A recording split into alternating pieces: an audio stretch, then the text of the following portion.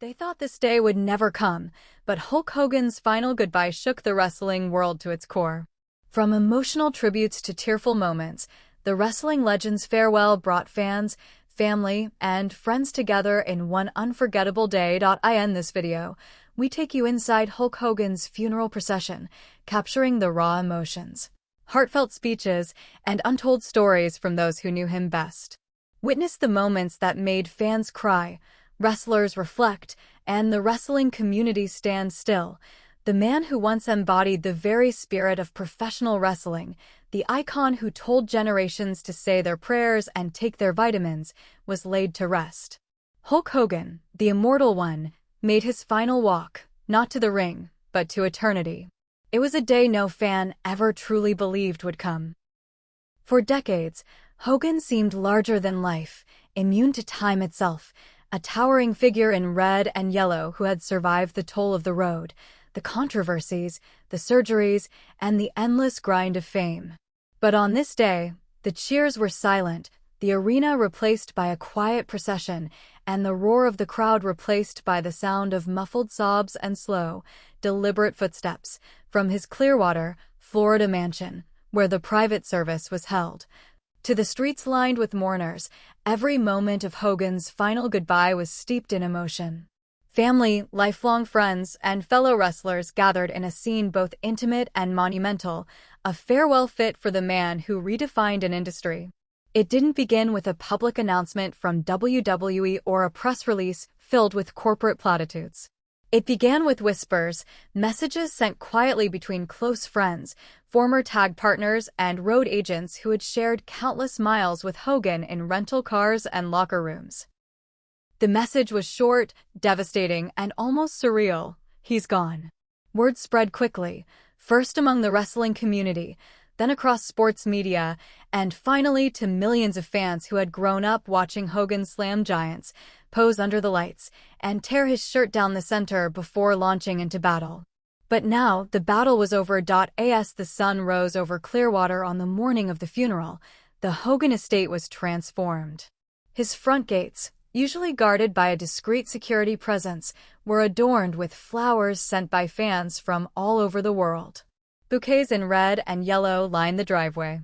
A massive floral arrangement in the shape of the WWE Championship belt sat near the entrance, a gift from Vince McMahon himself, delivered with a handwritten card that simply read, "To the greatest draw this business ever had, thank you, brother." Inside, the air was heavy. The main hall, normally echoing with Hogan's laughter and the banter of visiting friends, had been cleared to accommodate a sea of chairs. At the far end stood an open casket, framed by a wall of flowers and bathed in warm light. Hogan lay dressed in a tailored white suit, a red bandana resting gently on his head. Around his neck hung a gold cross, and in his folded hands, a small replica of the classic WWF Championship belt, a tribute to the era that made him immortal. Linda Hogan stood quietly near the casket, her hand resting gently on the edge as tears streamed down her face. Beside her, their children, Brooke and Nick, struggled to maintain composure, clutching each other's hands as they greeted those who came to pay respects. The first to arrive from the wrestling fraternity was Ric Flair. Dressed in a black suit and wearing dark glasses, the Nature Boy removed them as he approached the casket, revealing reddened eyes.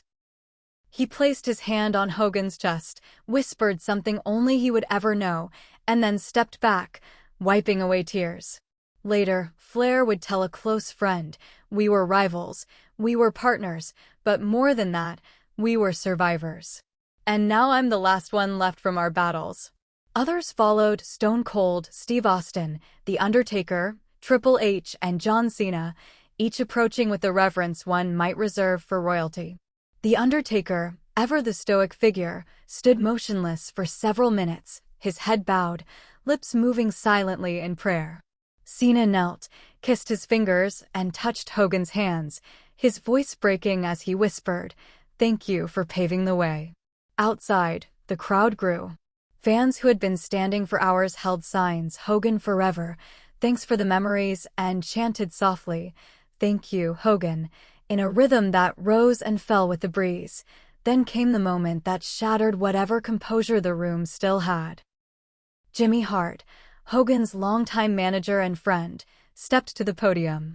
Known for his boundless energy and high-pitched voice, Jimmy's tone was low, trembling as he began.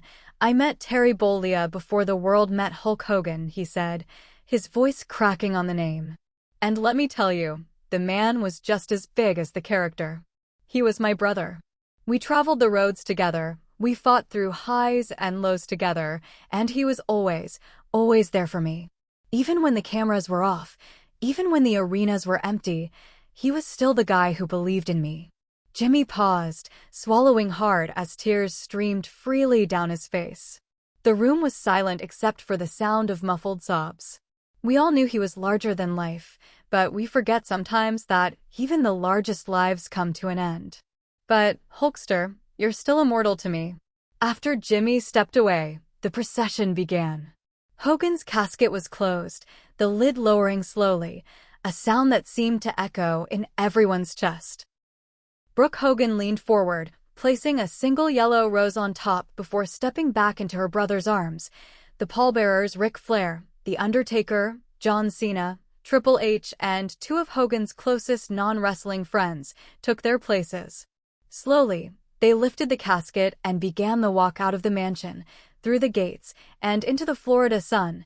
The funeral procession moved through Clearwater with police escorts leading the way. Streets were lined with fans holding their phones high, capturing one last glimpse of the immortal one's journey. Some waved American flags, others held up old WWF programs from the 80s and 90s. Parents hoisted children onto their shoulders, passing on the tradition one last time. At the front of the convoy, a black hearse carried Hogan's casket, its windows tinted but adorned with a decal of the red and yellow Hulkamania logo. Behind it, limousines carried family and close friends, while motorcycles, dozens of them, rumbled in formation. Many of the bikers were veterans who had known Hogan personally from charity rides and events. When the procession reached the Clearwater Memorial Gardens, the mood shifted again. The crowd had grown to thousands, some chanting Hogan's name, others simply crying quietly. Inside the cemetery gates, the service resumed under a large white canopy. Here, tributes continued. Vince McMahon, visibly aged and somber, took the microphone briefly. "There would be no WrestleMania without Hulk Hogan," he said. "There would be no WWE as we know it. He didn't just put people in seats, he made them believe. And we will never see another like him." The final words came from Brooke. Standing at the podium, clutching her father's old bandana in her hand, she spoke through sobs. "To the world, he was Hulk Hogan. To me, he was just Dad. He was the guy who taught me how to ride a bike, who scared away boys who got too close, who called me every night when I was away just to say I love you. He told me that no matter what, I could always hear him if I just listened for the crowd chanting his name. And now, I hear it everywhere." The crowd, family, friends, and fans alike, rose to their feet, many joining in a soft, unified chant, "Hogan. Hogan. Hogan." It was the final send-off, the last pop for the man who had heard thousands in his lifetime. As the casket was lowered into the ground, the Florida sky shifted, the sun breaking through clouds, casting a warm glow over the gravesite. Jimmy Hart placed Hogan's signature sunglasses on the coffin, whispering, "See you down the road, brother." And, just like that, the man who had once seemed unstoppable was gone, leaving behind a legacy etched not just in wrestling history, but in the hearts of millions who believed in the power of the Hulkamania handshake, the big leg drop, and the larger-than-life hero who made them cheer. But for those in attendance, it wasn't the matches they remembered most. It was the man behind the mustache, the friend, the father, the fighter. And in that moment, as fans drifted away and the wrestling world stood still, it became clear Hulk Hogan's final goodbye wasn't the end of a career, it was the beginning of a legend's immortality. When the crowds began to disperse from Clearwater Memorial Gardens, there was a silence that felt almost unnatural. For decades, wherever Hulk Hogan went, there was noise, the crowd's roar, the flash of cameras, the blaring entrance music. But now, the absence of that sound was its own statement. The family and closest friends remained behind as security gently guided the public toward the exits. The canopy came down, the folding chairs were cleared away, and the gravesite was left surrounded only by flowers and the people who knew Hogan as more than just a headline name. This was no longer the public funeral, this was the private goodbye. They moved in small groups back to the Hogan mansion, the limousines navigating the now quiet streets of Clearwater. Inside the house, the atmosphere was different, less ceremonial, more personal. Photos of Hogan filled every wall of the main lounge, from the early days when Terry Bollea first laced his boots in a smoky Florida armory, to the bright lights of WrestleMania, to candid moments with his children at the beach. The living room had been transformed into a tribute space. In the center, a glass table held some of Hogan's most treasured items, the original red and yellow feather boa, a worn pair of wrestling boots with HH stitched on the side, the first WWF Championship belt he ever won, and a framed, slightly faded poster from WrestleMania 3, the night he slammed Andre the Giant. Around the table, wrestlers and friends shared stories that would never make the news. Ric Flair recalled nights when Hogan would slip away from the after-party to visit sick children in the local hospital without telling a soul. John Cena remembered being a rookie, overwhelmed by the business, and how Hogan had pulled him aside backstage, put a hand on his shoulder, and told him, "Brother, the spotlight's heavy. Don't let it crush you." One of the most emotional moments came when The Undertaker, a man known for his guarded presence, took the floor. Standing with his massive hands clasped in front of him, his voice was low and steady, but it carried weight. Hulk wasn't perfect. None of us are. But when the chips were down, he was there. When my body broke down, he was one of the first to call. When I was thinking about retiring the first time, he told me, "You'll know when the curtain's really supposed to fall." And he was right. Hogan knew when to walk away from the ring, and now, I guess, he knew when to walk away from life. As the stories continued, Brooke Hogan quietly slipped into the kitchen. She returned moments later carrying a small black box. She stood in the center of the room, holding it as if it might shatter. When she opened it, the contents silenced the room. Inside were letters. Dozens of them, handwritten by Hogan over the years. They were addressed to his children, his closest friends, and in some cases, to people he'd never had the chance to give them to. Brooke's hands trembled as she unfolded one, her voice soft but clear. "Dear Brooke, if you're reading this, I guess the big leg drop finally couldn't save me. But don't you cry, because your old man had a good run. Every time I saw you smile, I felt like I'd won the biggest match of my life. Remember, strength isn't in the muscles. It's in the love you give and the love you keep. Keep loving. I'll see you again, and when I do, I'll be the one tearing my shirt just to make you laugh." By the time she finished, there wasn't a dry eye in the room. Even the toughest wrestlers, men who had bled in the ring, sat with tears running down their faces. From there, they began reading the other letters, short notes to friends, encouragement to fellow wrestlers, and even apologies to people Hogan felt he had wronged in the chaos of fame. Each letter was personal, unfiltered, and it became clear that Hogan had known his time was limited. Later in the evening, as the sun dipped into the Gulf of Mexico and the mansion was bathed in golden light, the group moved to the backyard. It was here that Hogan had hosted countless barbecues, charity events, and wrestling watch parties. Tonight, it became the site of one last toast. Jimmy Hart stepped forward again, holding a glass high. "To the man who turned wrestling into a phenomenon. To the man who made us believe in larger-than-life heroes. And to my best friend, Hulkster. I'll miss you, brother." The glasses clinked, the waves crashed against the shore beyond the property, and for a moment, everyone just stood together, watching the horizon. But before the night ended, there was one final tribute, something unplanned. A small group of local musicians, longtime fans of Hogan, quietly set up near the patio. As people gathered around, they began to play an acoustic rendition of Real American, the theme song that had defined Hogan's career. When the familiar opening notes filled the air, heads dropped, and tears flowed freely. Brooke wrapped an arm around her brother, Jimmy Hart swayed gently, and even The Undertaker wiped at his eyes. The song wasn't loud, it wasn't theatrical, it was a gentle reminder of who Hogan had been to millions, a symbol of hope, resilience, and belief in doing the right thing. As the last chord rang out, the crowd stood in silence. No one spoke. No one needed to. Because in that moment, the immortal Hulk Hogan truly felt eternal. The private gathering at Hogan's Clearwater mansion had wound down to a quiet hum, but inside the walls, the weight of his absence still hung heavy. Those who remained into the night weren't just there for food, drinks, or to tell old road stories.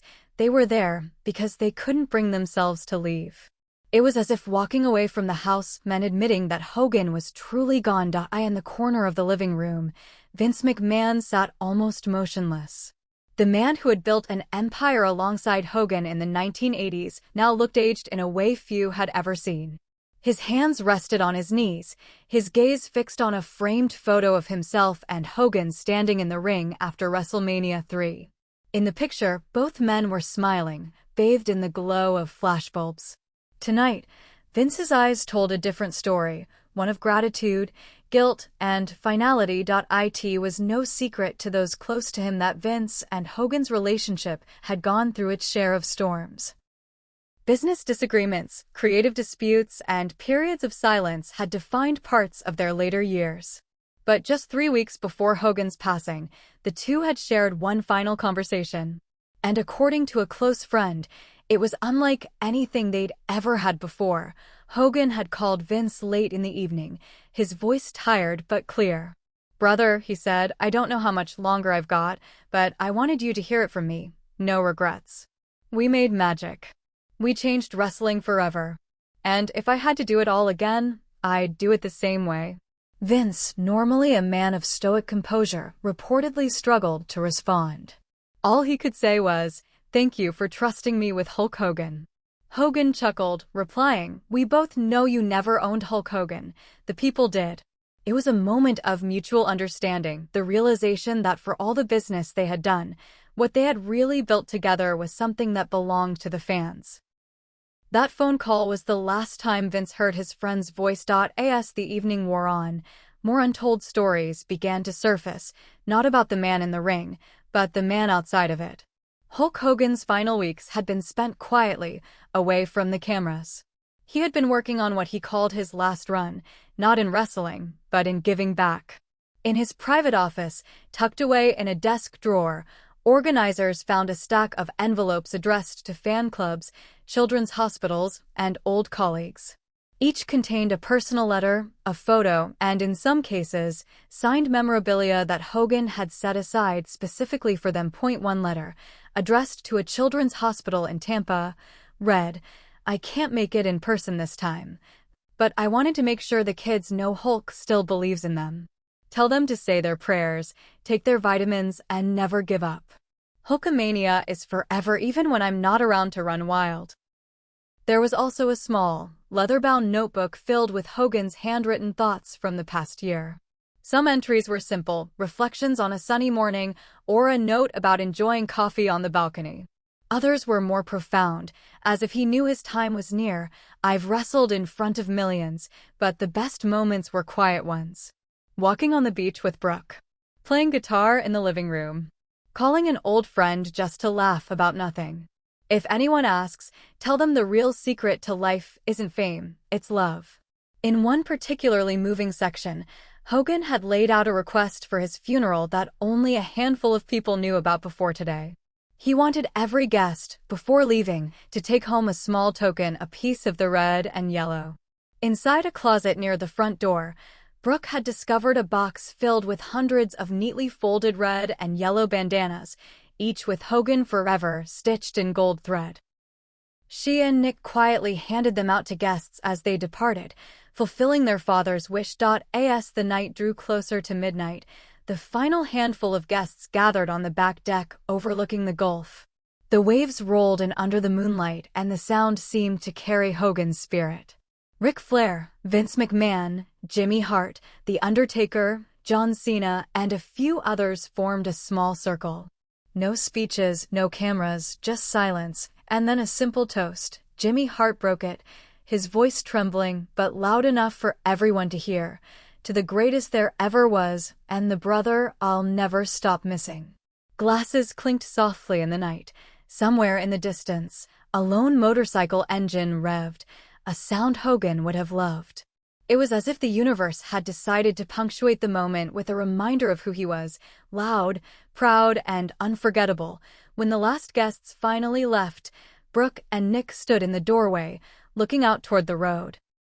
Brooke held her father's old championship belt over her arm, the one he had wanted buried with him, but that she had decided to keep close. "It doesn't feel like the end," she whispered to her brother. Nick nodded, his voice low. "Because it's not. As long as we keep telling his stories, he's still here." And maybe that was the truth everyone in Clearwater felt that day, that Hulk Hogan's final goodbye wasn't a goodbye at all. It was a handoff, a passing of his legacy into the hearts of those who loved him, so that even without the man, the legend could still run wild, forever. In the days following Hulk Hogan's funeral, Clearwater slowly returned to its familiar rhythm. Tourists on the beach, boats drifting lazily across the Gulf, locals moving through their daily routines. But for the wrestling world, the air still felt heavy. The Immortal One's absence wasn't something that could be shaken off in a week or forgotten with the next pay-per-view. His passing had left a void that could never truly be filled. Behind the closed doors of WWE headquarters in Stamford, Connecticut, the mood was just as somber. Staff who had been there during the golden era of the 1980s, when Hogan's larger-than-life presence transformed wrestling into a global spectacle, moved through the halls with quiet reverence. Photos of Hogan adorned office walls and common areas. The man wasn't just a figure in their history books. He was the history. Vince McMahon, despite his frailty in recent years, made the call personally. WWE would hold an exclusive tribute show for Hulk Hogan. Not a half-hearted video montage, not a short, in-memory segment. This would be a full, standalone event. Something that matched the scale of the man's impact. The details were kept under strict confidentiality. Only a select inner circle of executives and producers were involved in the planning. The codename for the project was Immortal Night. The plan: transform Madison Square Garden, the mecca of professional wrestling, into a cathedral of Hogan's legacy. The event would be invitation only, attended by family, friends, and the biggest names in wrestling history. Cameras would roll, but the broadcast wouldn't be live. WWE wanted to capture the raw, unfiltered emotions of the night without the pressure of live television.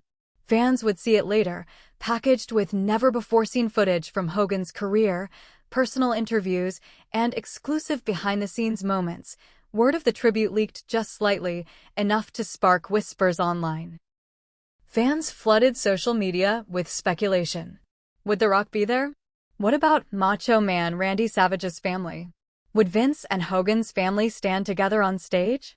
The buzz only amplified as wrestlers past and present began to post cryptic messages and photos of themselves with Hogan from years gone by, each one tagged with the same 3 words: still running wild. Back in Clearwater, Brooke Hogan was approached by WWE officials to record a personal message for the event. She agreed, but insisted she wouldn't read from a script. On the day of filming, she sat in a simple chair, holding her father's famous red bandana in her hands. "If you only knew him from the ring, you saw a hero," she began. "If you knew him at home, you saw a man who fought just as hard to be a good father. Every time I doubted myself, he told me to work the match, that life was about pushing through the pain and delivering for the people who believed in you. I think he'd want all of us to remember that now. So, Dad, we're still working the match. And we're gonna finish strong." The producers didn't cut a single word. As the tribute show drew closer, the roster, from rookies to legends, prepared their own ways to honor Hogan. John Cena rehearsed a heartfelt speech about how Hogan's example shaped his own career. Ric Flair decided he wouldn't speak at all. He would simply raise Hogan's championship belt in the center of the ring, hold it for a moment, and leave it there. The Undertaker, breaking decades of character tradition, agreed to share a personal story about Hogan visiting him in the hospital after an early injury. Meanwhile, WWE's production team was combing through thousands of hours of footage. Matches from Japan in the late 70s. The thunderous ovation at WrestleMania 3. The electric return to WWE in 2002. Even grainy home video clips of Hogan with his kids. The final edit would take the audience on a journey. From a young Terry Bollea stepping into the ring for the first time, to the global icon who became the face of wrestling, and while WWE was preparing the grand tribute, something remarkable was happening outside of corporate control. The fans were organizing their own. Across the world, independent wrestling promotions announced special Hulkamania nights, shows dedicated entirely to honoring Hogan. In Tokyo, a sold-out crowd at Korakuen Hall stood for a 10-bell salute, chanting Hogan in unison. In London, fans gathered at a local pub and watched a marathon of his greatest matches. In small towns across America, wrestling schools held charity shows in his name, raising funds for causes he had supported. The night of Immortal Night, Madison Square Garden glowed in red and yellow lighting. Outside, a massive crowd of fans filled the streets, even though only a fraction had tickets. Inside, the arena floor was covered in a red carpet that led directly to the ring. At its center stood a single spotlight over a pedestal, upon which rested Hogan's original WWF Championship belt. When the show began, there were no fireworks, no pyrotechnics. Just silence, and then, on the big screen, Hogan's voice, "What you gonna do when the memories of Hulkamania run wild on you?" The crowd inside, and those gathered outside listening on speakers, erupted into a chant that could be heard from blocks away. One by one, legends came to the ring. Some spoke, some didn't. Bret Hart recalled the first time he shook Hogan's hand backstage as a rookie. Kevin Nash remembered the way Hogan always made time for the crew who set up the ring. Even younger stars like Roman Reigns and Seth Rollins took the mic, acknowledging that Hogan's trailblazing paved the way for the global stage they now enjoyed. The night's most emotional moment came when Vince McMahon walked to the ring, flanked by Brooke and Nick Hogan. Vince's voice wavered as he spoke. Hulk Hogan didn't just draw crowds. He drew people together. He made fathers and sons, mothers and daughters, friends and strangers share the same joy, the same moment. And if there's one thing we can all take from him, it's this: heroes may leave us, but they never stop inspiring us. The ceremony ended with the lights dimmed and the screen showing a slow-motion montage of Hogan's career, set to the soft instrumental version of Real American. When it was over, the arena went dark for a few seconds, and then, without prompting, the entire crowd began chanting in unison, "Thank you, Hogan. Thank you, Hogan." It went on for minutes, echoing off the walls, rolling through the streets outside, and, for those who believed in such things, perhaps reaching wherever the Immortal One was now. Hulk Hogan had taken his final bow, but the legend, the energy, the spirit of Hulkamania was still running wild. And it always would. In the weeks after Hulk Hogan's funeral and the grand Immortal Night tribute, the wrestling world began to move again, but not quite at its usual pace. There was a lingering stillness, a gap in the fabric of the industry that even the most dazzling main events couldn't quite cover. For those who had been closest to Hogan, adjusting to life without him was a strange mix of grief, reflection, and unexpected quiet. The phone calls they were used to getting, Hogan checking in with his signature, "What ya gonna do, brother?" were gone. The random text messages filled with jokes, workout tips, or nostalgic match photos no longer popped up. The absence was felt in small, personal ways that no tribute show could prepare them for. Ric Flair admitted in an interview days later that he kept instinctively reaching for his phone to call Hogan after watching a wrestling show or hearing some industry gossip. "We used to talk about everything. Old matches, new talent, who was about to get a push," Flair said, his voice cracking. "Now, I watch something and the first person I want to tell is gone." For Brooke and Nick, the adjustment was more intimate. Clearwater still felt like their father's domain. His face was on murals, his voice echoed in the stories told at local diners, and fans continued to drop flowers and letters at the gate of his mansion. At night, Brooke would sometimes walk into the living room, expecting to see her dad in his recliner watching old Western movies, a bowl of popcorn at his side. Nick found himself driving past the beach where he and his dad had gone fishing countless times, half expecting to see him there, waving from the pier. They both admitted privately that the hardest moments came when they felt like they needed advice. Hogan had been more than a father. He had been a sounding board, a motivator, and, in many ways, the glue that held the family together. Without him, the house felt bigger, quieter, and strangely incomplete. Jimmy Hart took the loss as a call to action. In the weeks after Hogan's passing, he began sorting through boxes of old memorabilia, rare footage, and personal mementos they had collected over decades on the road. His plan was to create a traveling exhibit, The Life and Times of Hulk Hogan, to tour across the United States and eventually settle in Clearwater as a permanent museum. "The fans deserve to see the man we all knew," Hart said. Not just the guy tearing his shirt, but the friend, the prankster, the guy who would sit for hours signing autographs without ever looking at the clock. The Undertaker, true to his nature, grieved in silence. But those who knew him well noticed subtle changes. He spoke more freely about his friendships, made a point to reconnect with old colleagues, and even reached out to young wrestlers backstage, offering guidance in a way Hogan had always done. It was as if losing Hogan had reminded him that these bonds were precious and temporary. Across the wrestling industry, Hogan's influence became a living thread.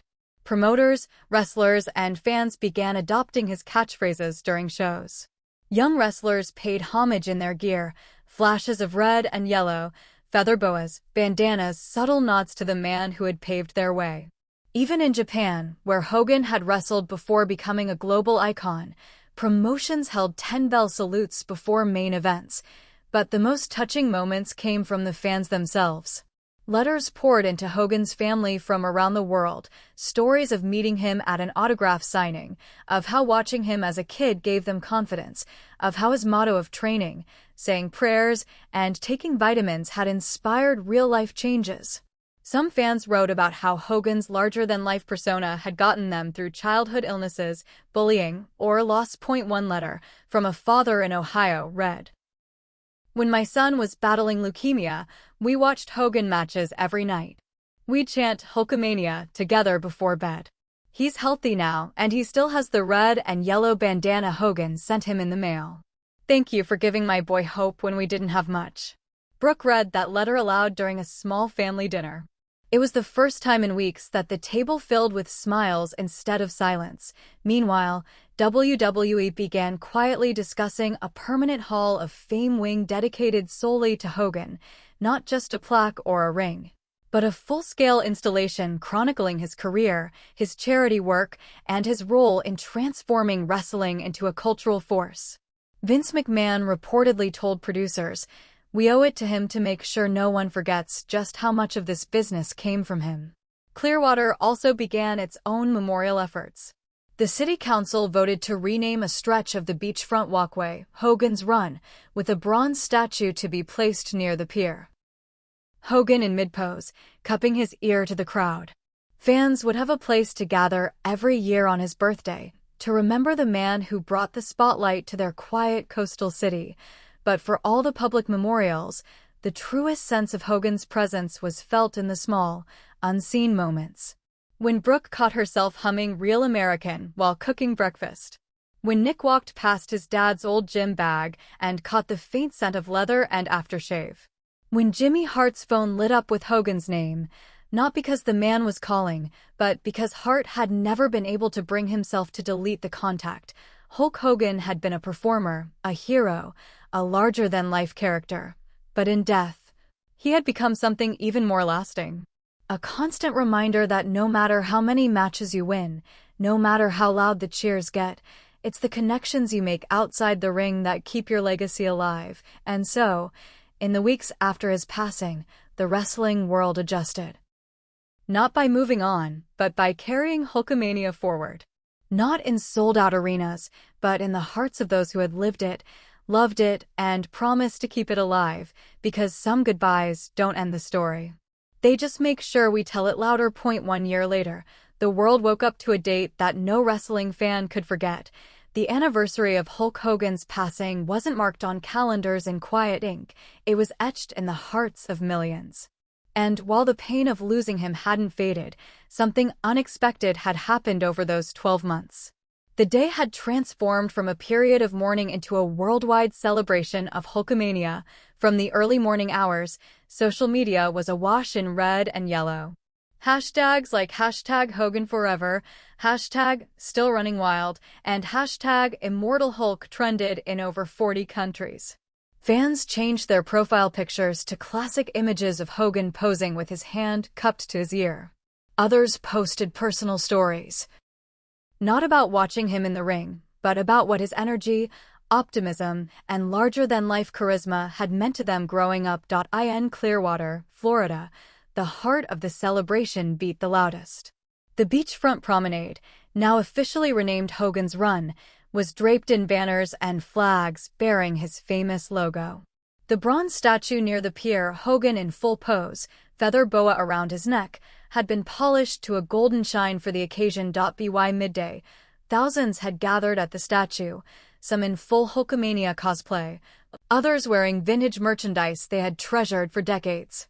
The city had organized a public ceremony, but in truth, the real magic was in the fans themselves.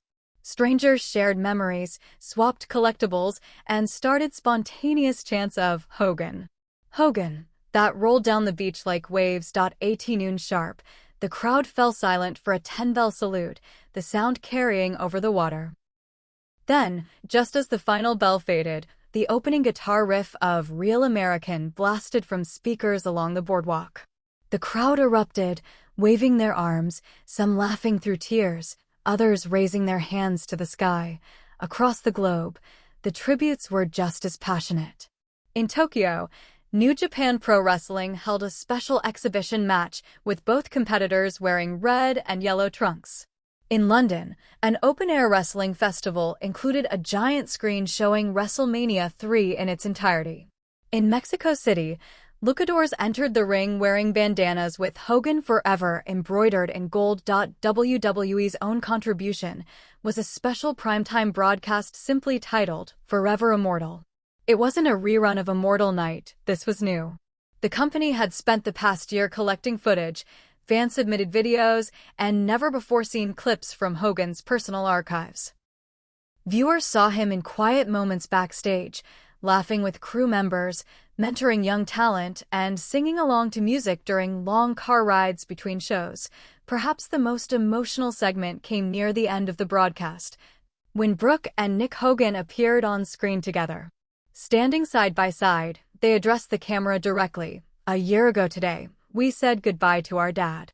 But in the past year, we've realized we didn't lose him. We gained millions of people who carry his spirit. Everywhere we go, people tell us how he made them feel strong, how he made them believe in themselves. And that's the real legacy of Hulk Hogan.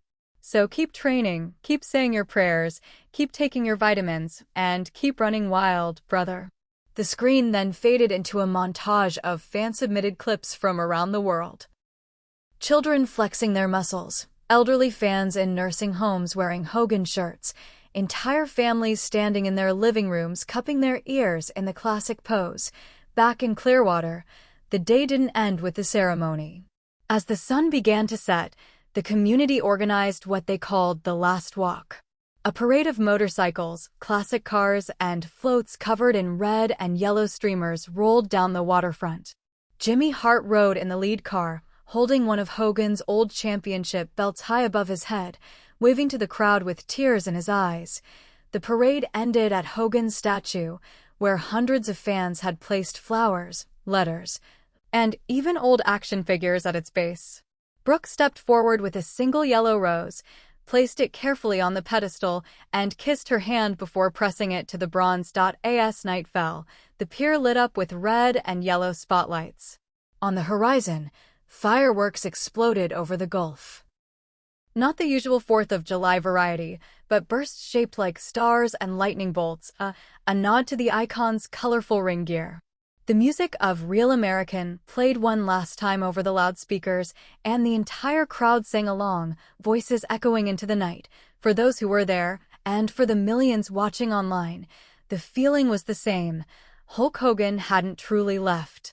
His voice, his energy, and the hope he inspired were still alive, not just in Clearwater, but in arenas, gyms, living rooms, and childhood memories all over the world, because when someone's spirit runs wild in that many hearts, there's no such thing as a final goodbye. 2 years after Hulk Hogan's passing, WWE unveiled a project that had been in quiet development since the days following his funeral, a permanent, living monument to the immortal one's legacy.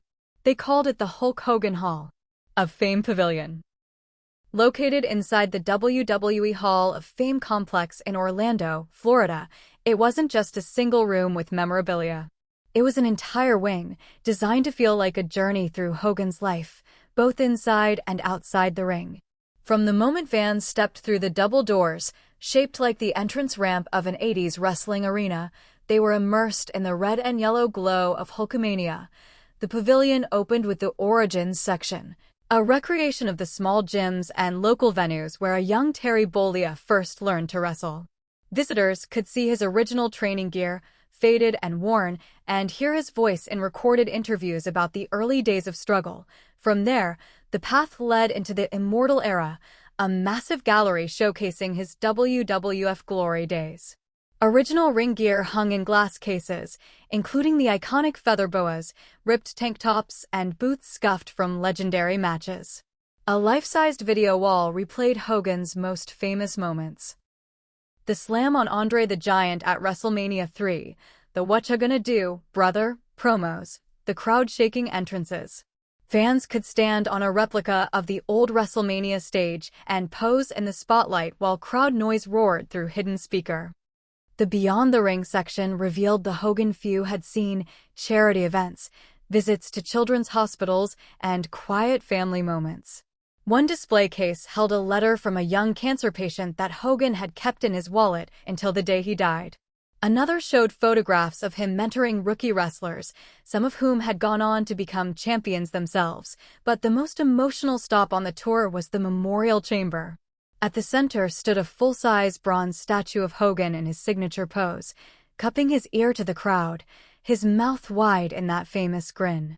Around the walls, a 360-degree video projection played fan-submitted tributes, each voice sharing what Hogan had meant to them. Brooke and Nick Hogan's voices narrated softly between clips, telling visitors, "This isn't just our dad's story, it's yours too." On opening day, the pavilion was filled with legends. Ric Flair walked slowly through the exhibits, pausing at photos from their matches, his eyes lingering just a bit longer on the Memorial Chamber. The Undertaker, breaking his trademark stoicism, told reporters, "When you see all of this together, you realize how much he built. Not just the business, but the bond between us all." Vince McMahon, his voice low, simply said, "This is the house Hulk Hogan built." Outside, thousands of fans gathered for the ribbon-cutting ceremony.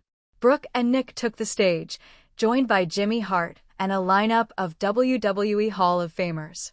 As the ribbon was cut, confetti cannons erupted in red and yellow, and the speakers blasted "Real American."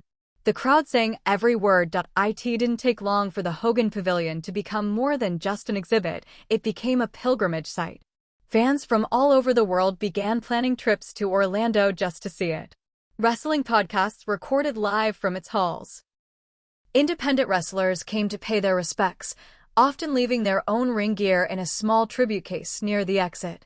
The pavilion even inspired an annual Hulkamania week in Orlando, where the city partnered with WWE to host fan conventions, wrestling seminars, and charity events in Hogan's name.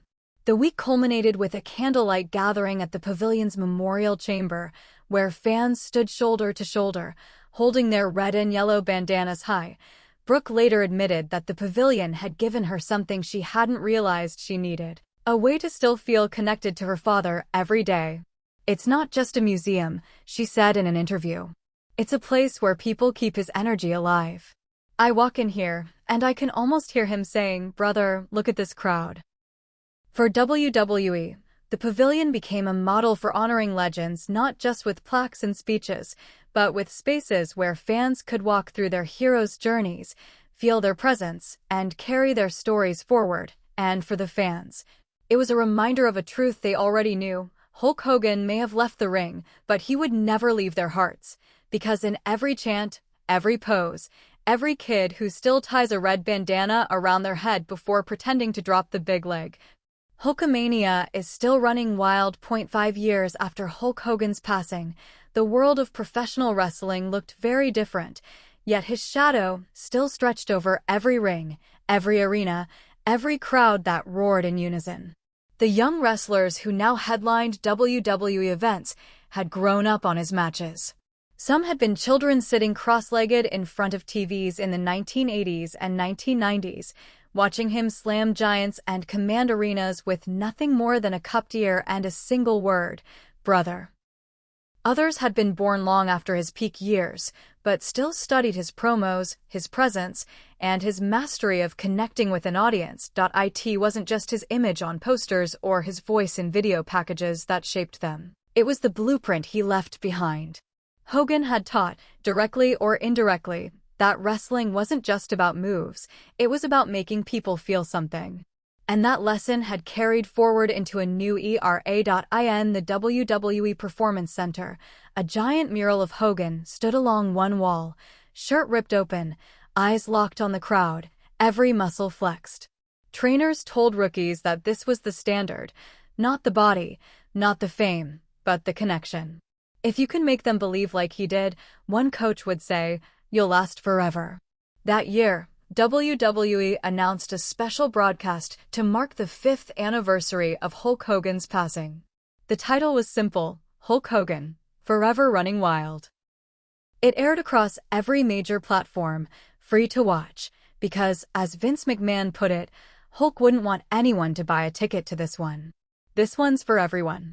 The broadcast opened with the unmistakable riff of Real American, not blaring in its usual bombastic glory, but played softly on an acoustic guitar over footage of the sun rising over Clearwater Beach. Then came the voice, not a narrator, but Hogan himself, pulled from an old interview. "The thing about Hulkamania, brother, is it never belonged to me. It belongs to the people. I just carried it for a while." The special took fans through 8 chapters, each representing a different part of Hogan's life. His humble beginnings in Florida gyms, the explosion of Hulkamania in the 80s, the wrestling boom of the 90s, and the NWO era. His return to WWE in the 2000s, the charity work and quiet acts of kindness few ever saw, the moments with family away from the spotlight, the farewell, the funeral, the tributes, and finally, the legacy that lives on. Between archival footage, today's biggest stars spoke candidly. Roman Reigns talked about learning to work the crowd by studying Hogan's timing. Becky Lynch recalled how watching him made her believe she could become a larger-than-life character in her own right. Even The Rock appeared in a pre-recorded segment, smiling as he said, "If there's a Mount Rushmore of sports entertainment, Hulk Hogan's face is carved in granite up there, bigger than the rest of ours, brother." Midway through the broadcast, there was a segment no one had expected.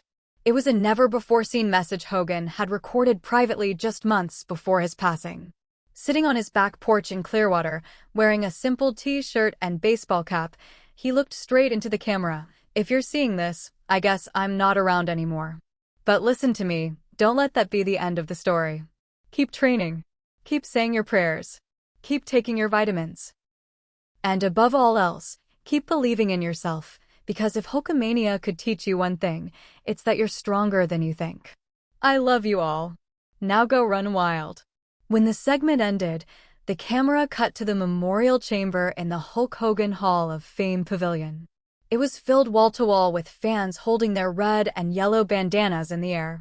The chant began softly at first, "Hogan. Hogan. Hogan." Then it grew louder, rolling like thunder until it was deafening.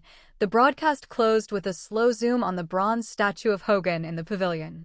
As the image faded to black, the words appeared on screen.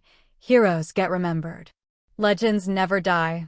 Hulk Hogan forever running wild. For fans, it wasn't just another tribute.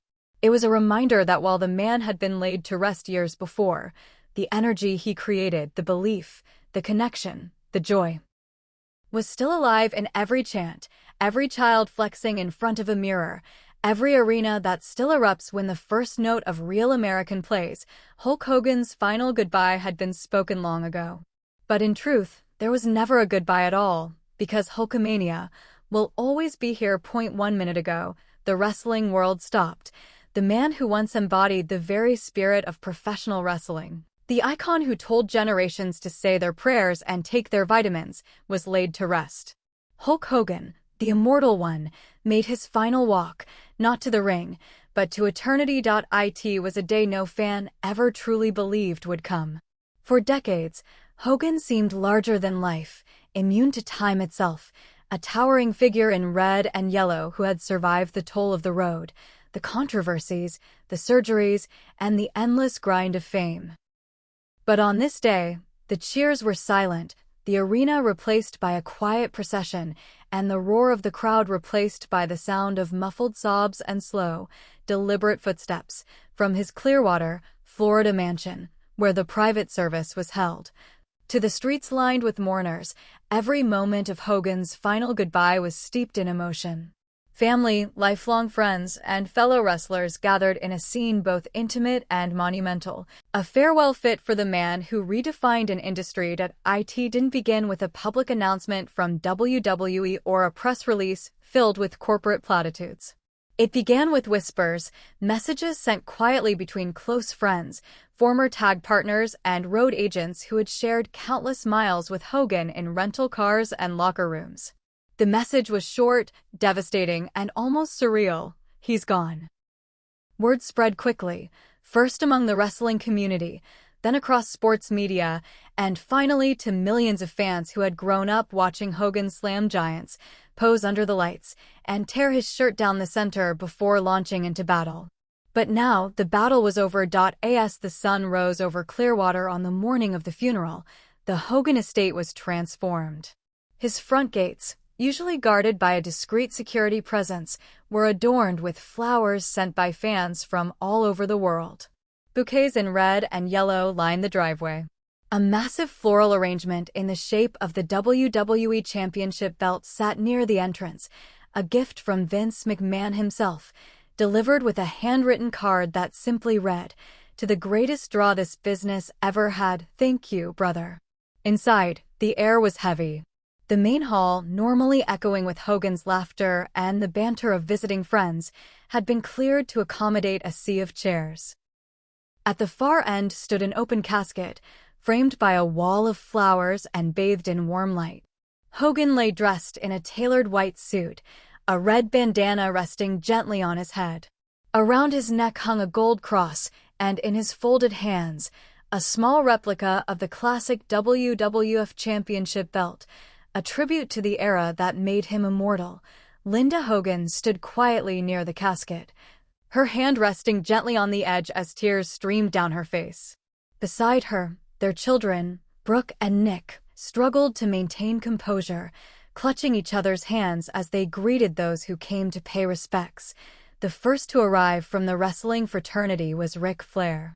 Dressed in a black suit and wearing dark glasses, the Nature Boy removed them as he approached the casket, revealing reddened eyes. He placed his hand on Hogan's chest, whispered something only he would ever know, and then stepped back, wiping away tears.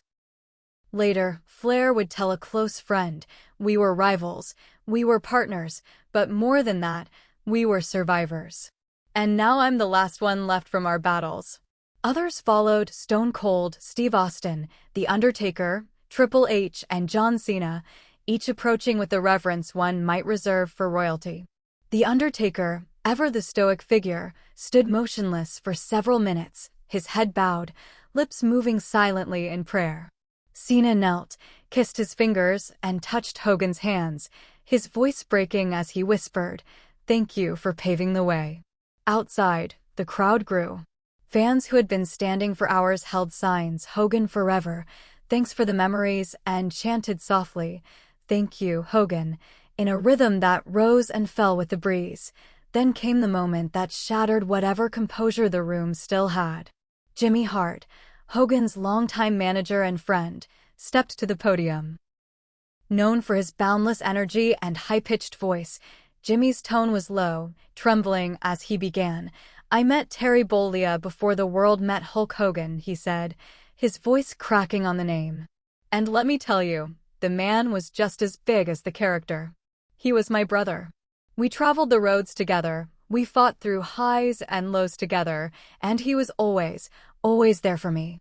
Even when the cameras were off, even when the arenas were empty, he was still the guy who believed in me." Jimmy paused, swallowing hard as tears streamed freely down his face. The room was silent except for the sound of muffled sobs. We all knew he was larger than life, but we forget sometimes that even the largest lives come to an end. "But, Hulkster, you're still immortal to me." After Jimmy stepped away, the procession began. Hogan's casket was closed, the lid lowering slowly, a sound that seemed to echo in everyone's chest. Brooke Hogan leaned forward, placing a single yellow rose on top before stepping back into her brother's arms. The pallbearers, Ric Flair, The Undertaker, John Cena, Triple H, and two of Hogan's closest non-wrestling friends, took their places. Slowly, they lifted the casket and began the walk out of the mansion, through the gates, and into the Florida sun. The funeral procession moved through Clearwater with police escorts leading the way. Streets were lined with fans holding their phones high, capturing one last glimpse of the immortal one's journey. Some waved American flags, others held up old WWF programs from the 80s and 90s. Parents hoisted children onto their shoulders, passing on the tradition one last time. At Clearwater Memorial Gardens, the mood shifted again. The crowd had grown to thousands, some chanting Hogan's name, others simply crying quietly. Inside the cemetery gates, the service resumed under a large white canopy. Vince McMahon, visibly aged and somber, took the microphone briefly. "There would be no WrestleMania without Hulk Hogan," he said. "There would be no WWE as we know it. He didn't just put people in seats, he made them believe. And we will never see another like him." The final words came from Brooke. Standing at the podium, clutching her father's old bandana in her hand, she spoke through sobs. "To the world, he was Hulk Hogan. To me, he was just Dad. He told me that no matter what, I could always hear him if I just listened for the crowd chanting his name. And now, I hear it everywhere." The crowd, family, friends, and fans alike, rose to their feet, joining in a soft, unified chant, "Hogan. Hogan. Hogan." It was the final send-off, the last pop for the man who had heard thousands in his lifetime. As the casket was lowered, the Florida sky shifted, the sun breaking through clouds, casting a warm glow over the gravesite. Jimmy Hart placed Hogan's signature sunglasses on the coffin, whispering, "See you down the road, brother."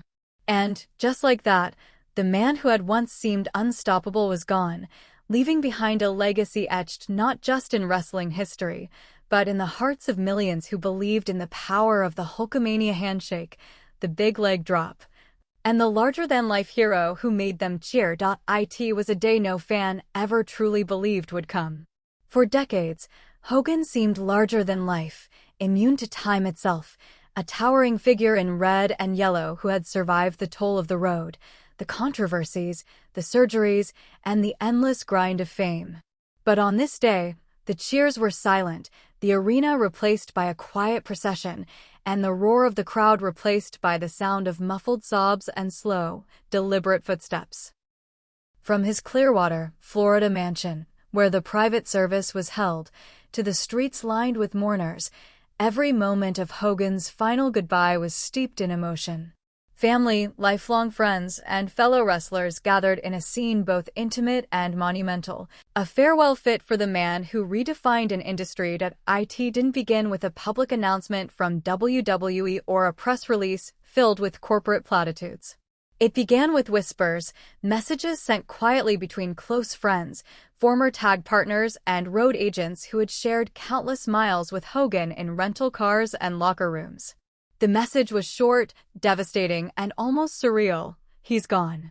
Word spread quickly, first among the wrestling community, then across sports media, and finally to millions of fans who had grown up watching Hogan slam giants, pose under the lights, and tear his shirt down the center before launching into battle.